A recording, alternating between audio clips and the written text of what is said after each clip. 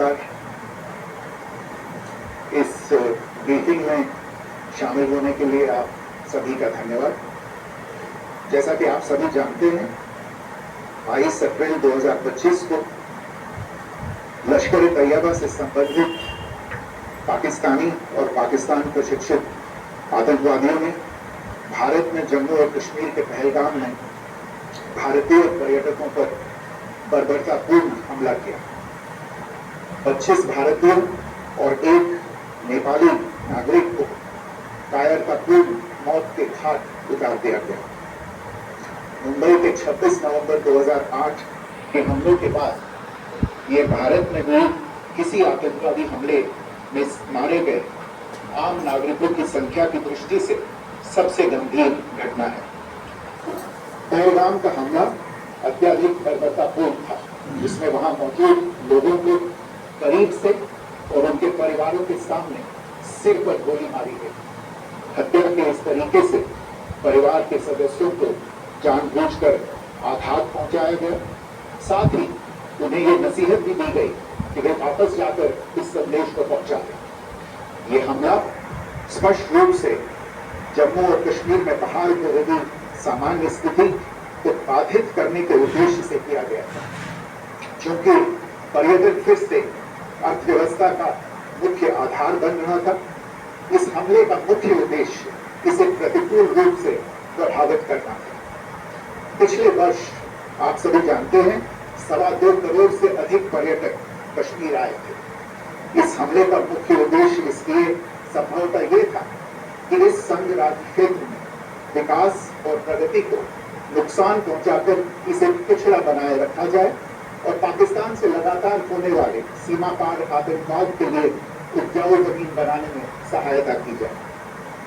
हमले का यह तरीका जम्मू और कश्मीर और शेष राष्ट्र दोनों में सांप्रदायिक दंगे भड़काने के उद्देश्य से भी प्रेरित था।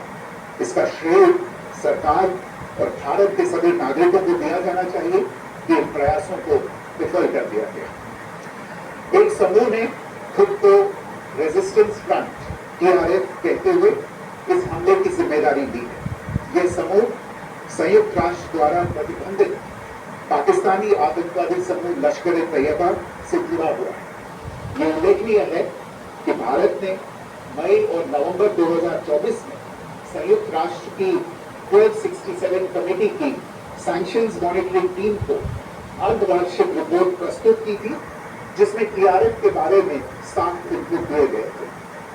इससे पाकिस्तान स्थित आतंकवादी समूहों के लिए कवर के रूप में TRF की भूमिका सामने आई थी। इससे पहले भी दिसंबर 2023 में भारत ने इस टीम को लश्कर-ए-तैयबा और जैश-ए-मोहम्मद के बारे में सूचित किया था, जो TRF जैसे छोटे आतंकवादी समूहों के माध्यम से अपनी गतिविधियों को संचालित कर रहे हैं।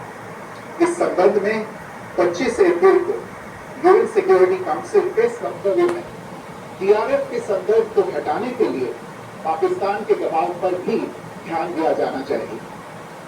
पहलगाम आतंकवादी हमले की जांच से पाकिस्तान के साथ आतंकवादियों के संपर्क उजागर हुए हैं। रेजिस्टेंस फ्रंट द्वारा किए गए दावे और लश्कर-ए-तैयबा से ज्ञात सोशल मीडिया हैंडल द्वारा इसको रीपोस्ट किया जाना इसकी पुष्टि करता है। चश्मदीद गवाहों और विभिन्न जांच एजेंसियों को उपलब्ध अन्य सूचनाओं के आधार पर हमलावरों की पहचान दी हुई है। हमारी इंटेलिजेंस ने इस टीम के योजनाकारों और उनके समर्थकों की जानकारी जुटाई है। इस हमले की रूपरेखा भारत में सीमा पार आतंकवाद को अंजाम देने के पाकिस्तान के लंबे ट्रैक रिकॉर्ड से भी जुड़ी हुई है, जिसके लिखित और स्पष्ट दस्तावेज उपलब्ध हैं। पाकिस्तान